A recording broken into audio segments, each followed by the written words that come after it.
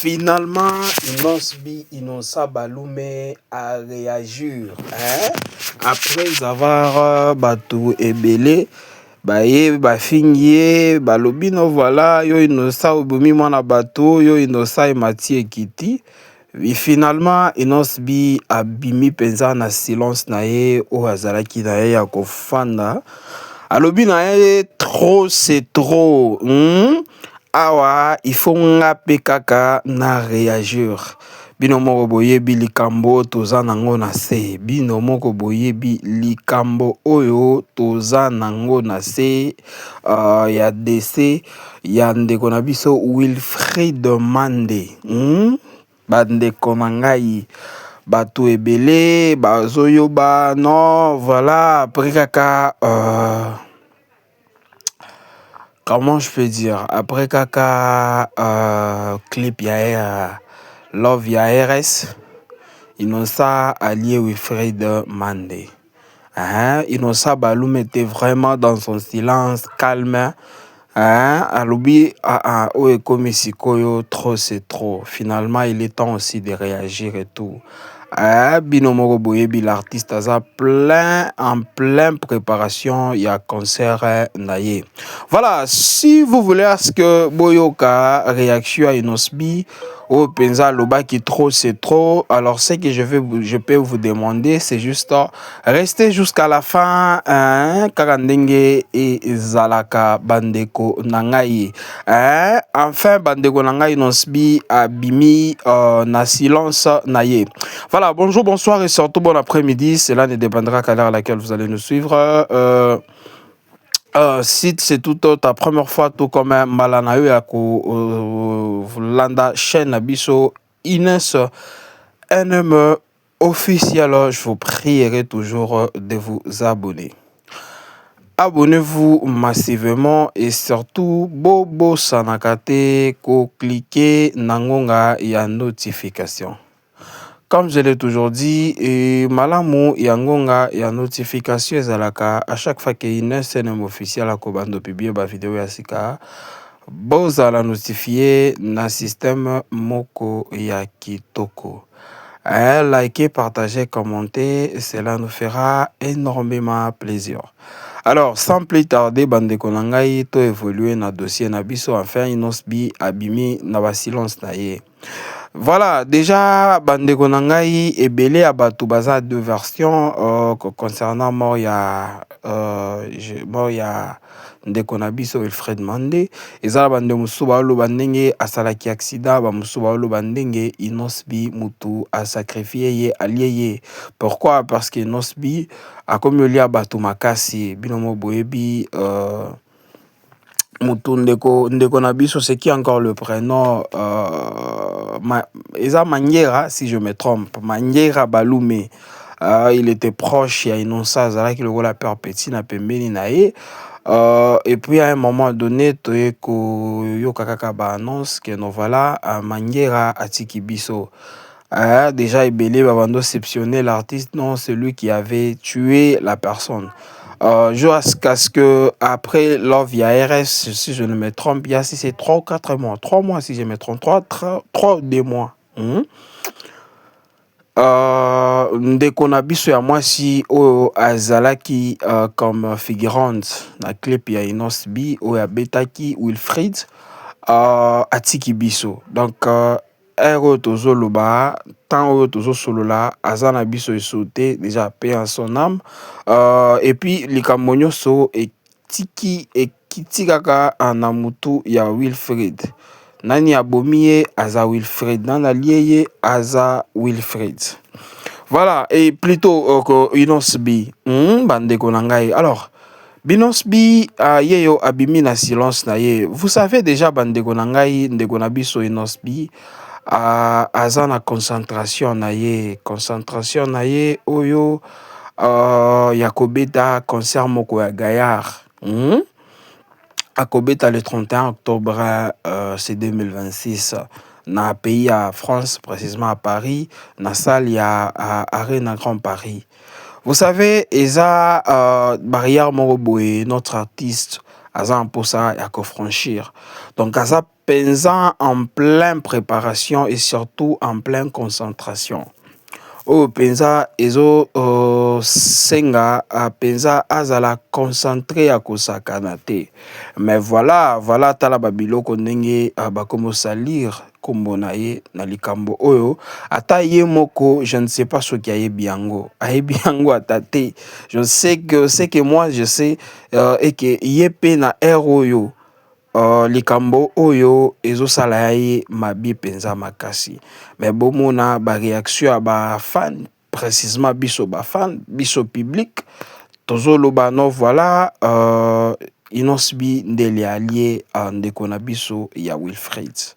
Voilà kaka ndenge ezalaka enfin inosbi abimi na silence na ye non inosbi alobi na ye je n'arrive pas à comprendre na bandenge ya concentration oyo aza nango penza ya kobeta concert à Gaillard oyo nazofongolela porte ebele ya ba jeune na biso oyo bakolanda bakobeta pe c'est comme ça que le peuple veut m'encourager yako loba makambo mo boye oyo nayebi nanu ata mutu na makolo te kofandisa ngo na mutu na ngaki nga mutu na lie nga mutu na bomi nga mutu na sali boye ka mutu na sali eboye en tout cas ye mo personnellement inosbi na oyo tozoloba aza penza na imer ya bien te parce que je sais vraiment qu'il est décis na oyo tozo solo la komona ba réaction ya ba fan na ye ti na ba griffe mosusu bazoloba no voilà yo mutolie yo mutobomi yo mutolie yo mutobomi bandeko na ngai vraiment est-ce que na ndenge ya bongo nde tozo encourager ba artiste na biso c'est de cette manière vraiment. Moi, personnellement, je suis vraiment, comment est-ce que je peux le dire? Ils ont ça bien te. Je ne sais pas de votre côté. L'artiste n'a pas de concentration. Na yo azanango, na biloko azul, aza penzo sala. Est-ce que c'est comme ça vraiment? Nous sommes obligés à kofoutailler. En tout cas, bandeko nangai à un moment donné. To changer bandeko na biso to changer parce que ata na biso tozoloba no voilà c'est inosbi muto a sacrifié ye. Vous savez bandeko na ngai na l'état kindoki existaka te okoki komikotisa na biloko moko boye oyo penza ekokute yo cher penza ya makasi. Je m'explique. Lelo oyo oui, on peut s'élever et dire non voilà, c'est une ospi mutualier, voilà, c'est une ospi mutuasali boye. Bako tel misayo bako ebiso pesa biso ba preuve. Ou ça likeye, ça voilà, oui, c'est bel et bien une ospi mutualier ndeko na biso Wilfried. Est-ce que okozala penza capable ya kobimisa ba preuve? Et vous allez penser problème. Ce qui mutu azali oya kolandela likambo ya mort tout comme décès ya ndeko na biso Wilfried aza l'état. Biso toza na espace mukete ya kolandela liwa wana. Et surtout moi personnellement ça me fait mal de voir ndenge bato bazo traiter l'artiste. Je me rappelle l'autre fois na sala qui déjà analyse ya likambo oyo concernant décès et yandeko na biso Wilfried. J'avais expliqué, j'avais dit Wilfried azala ki na ye un membre ya ba greffe te. Wilfried azala na ye lokola modèle. Autrement dit, elle était comme une star. Donc, modèle Oyo, Bakoki, comment est-ce que je peux le dire? Bakoki, invité clip Moko Ezali, non voilà, est-ce que tu peux participer à clip Nabiso? Ceux qui sont d'accord, il y a ceux qui sont pour côté, non. Et Wilfried Azala qui nani ya inosbité artiste ya inosbité tout comme membre ya groupe ya inosbité azalaki na ye kaka modèle ya pamba. Mais comment se fait-il que inosbi akokoma ti na niveau ya koboma ba modèle bato apparaîtraka na ba clip obomi ye vraiment. En tout cas, moi personnellement, ça me fait mal, hein? Ça me fait mal comme on a ba réaction à bande de biso oyo penza bazo appuyer les Cambouans. En tout cas, c'est que moi je peux vous dire botika, s'il vous plaît, botika les Cambouans, botika la l'état, l'état ndé ako bimisa ba vérité au biso nyo toza na posa parce que ça nous fait mal. Ça nous fait mal de voir ndeko na biso ya mwasi ko disparaître kaka boye. Ça nous fait mal. Je ne sais pas ce qu'ils ont là-bas, ils sala bango bien. À part moto aboma qui est parce que il ou elle a voulu cela. Et je sais malgré après que bomae eroyo azoyo kapenza déjà mabe. Vous voyez un peu de quoi est-ce que je vais parler par là. Alors, ce qui monte au akola qui s'abisso penza le meurtre muto sale qui le long de gonabiso Wilfried Azali sosote azakaka nani l'état. Raison pour laquelle c'est que nous avons comme affaire ezakoti que la likamboana l'état alande la kaka ndenge baza déjà na ba enquête ba vidéo ezali tomona ki toyoka ki témoignage ya maman na ye ndenge bazolandela likambo wana malembe bakozwa kaka le meurtre. Moi ce que je peux vous dire à ce moment eza Enosbi aza na concert le 31 octobre. 31 octobre on a concert à Zobeta, eza concert oyo comme il nous avait expliqué lui-même. Isa barrière moko boye oyo baza na âge na ye ba franchir yango na noté parce que ceux qui na loki na ngina loba lokola ndo yende muto alibosa obeta bino mo boyebi na kokosa. Alors génération na ye yende muto alibosa ko franchir barrière wana ko beta concert na arena wana. Alors ce que nous comme Congolais nous devons faire à ce moment ici eza ko couper sa force. S'il vous plaît, topé sa force. Topé sa force nandenge yako sombela billet, nandenge yako publier ko sala ba promotion bandeko nangai. Surtout ba promotion sur les internet au lieu au fan de la no yo muto boma ki salela ta promotion tika l'état alandela likamwana tika nzambe ye moko asala o balobaka vengeance qui ko mata na ba internet ko loba ju n'importe quoi ça ne fait c'est pas bien bandeko nangai. C'est pas bien. C'est pas bien. Tout le kabavi na ndenge ya boete. Ils n'ont ça dans un concert dès les Cambos. Surtout tout le bela pour le moment ils n'ont ça. Oui, ils n'ont ça dans un concert le 31 octobre. Grand concert à Paris. Au biso tout ceux qui ça les signes de vie na jourwana et que ça la penza kitoko. Raison pour laquelle nazoloba soki tozana eloko ko sala eza ko pesa inosa force na ndenge ya boye. S'il vous plaît bandeko na ngai totika ba polémique ya koloba non voilà yo muto bomaki yo muto sala ki boye yo muto mataki okitaki muto bomaki ndeko na biso Wilfried nanga na yo biso tomoni toyebi ete malembe nde tokoyeba ye. Malembe nde tokoyeba ye. Bozo comprendre. Donc c'est pas comme ça et c'est ça la quoi agir boete na ba internet. En tout cas pour la bandeko bozo réagir bongo.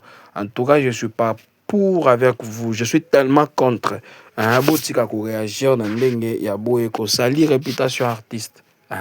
Ceux qui ezaye botika bato ba enquête ba sala enquête tokozwaye. Ce qui est comment est-ce qu'on le dit? Azanae innocent, car n'engelo la prénom nae, togoye bayango. En tout cas, moi, je n'ai même pas de preuve et je n'ai même pas le temps là à quoi appuyer parce que Koboma nini, ndenge nini, relation nini penza oya makasi babandoko hein, ko partager entre bango na bango ekoma tina na niveau ya kobomana. C'est ce qui moi qui m'inquiète, hein. Je ne sais pas ce qui vous comprendre ngai na ndenge ya mabete.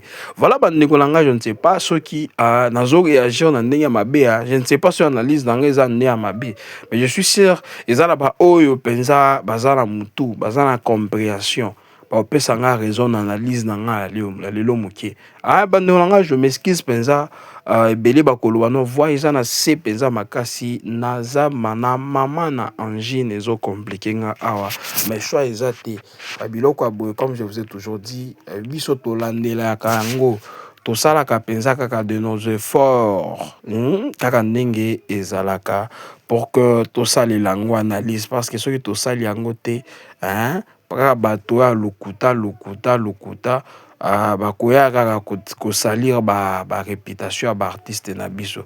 Raison pour laquelle tozolandela yango ti na suka, ata penza tobela tozaka wana. Voilà, vos avis aussi concernant la situation nous fera énormément plaisir, botia ba vi na bino, boloba bopesa ba vi na bino, et que ça la pinza à plaisir, ba commentaire, place à commentaire bino pe botia vie, surtout meloko ya makasi eza bino pe botia commentaire pour na concert et nos bibo zomo na ndenini, parce que ti sikoyo sold out na nukaka te, bopesa biso pe ba vi na bino kuna makasi ebele toyoka bino bozomo na ndenini concert ekobeta mais kozala plein kozala ndenini. Je me rase que la yoka bino pe, voilà. Eza na ndenge ya bongo, kaka ndenge ezalaka. Et aussi si c'est votre première fois tout comme balanawe à liboso Yolanda chaîne abiso une SNM officielle, ce que je peux vous dire c'est juste s'abonner, abonnez-vous massivement et surtout bobo sanakate ko cliquer na ngonga notification, liker, partager et commenter, et cela nous fera énormément plaisir na système oko ya kitoko. Voilà bandeko langai, comme je vous ai toujours dit, tokomi na suka partage na biso. Merci encore une fois pour la kolanda biso, merci encore une fois pour la liker, ko partager, commenter, et ça pensa plaisir, et pas na biso comme je vous ai toujours dit, na ndenge ya kitoko boza ebele ceux qui to bandi lelo ba kombo tokosila lelo te. Alors ce que je peux vous demander c'est juste permettez-moi toujours de vous dire bye bye et surtout à la prochaine. Ciao.